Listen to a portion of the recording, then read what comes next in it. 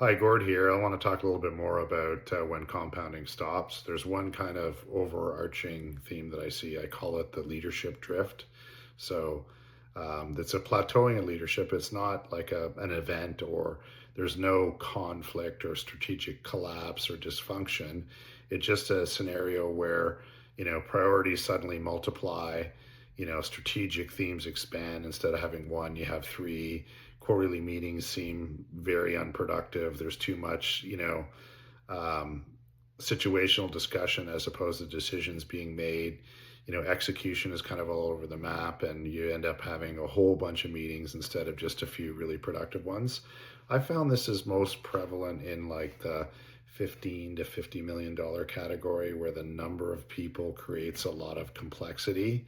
And it makes alignment between sales, marketing, and delivery very difficult because there are now teams of people. Maybe you have 50 to 100 employees or more, and the leaders of these firms are struggling with a whole bunch of different priorities. So I had one client that was simultaneously looking at geographic expansion, like should I go into a few different countries, developing two new relatively complex service offerings. They were looking at new verticals and creating a vertical specialization, adding a marketing campaign, and, maybe changing the sales roles. All of these things, on the list of things to do.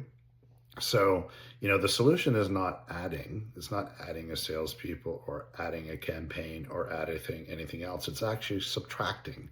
So subtracting priorities, so going from, a half a dozen there to maybe two or three and doing them well.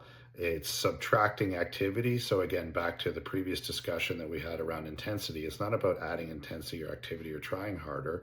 It's about focusing the activities around things that really matter. And then it's also about providing clarity and measurement. So those are the things to deal with the inevitable leadership drift at a like mid-sized firm.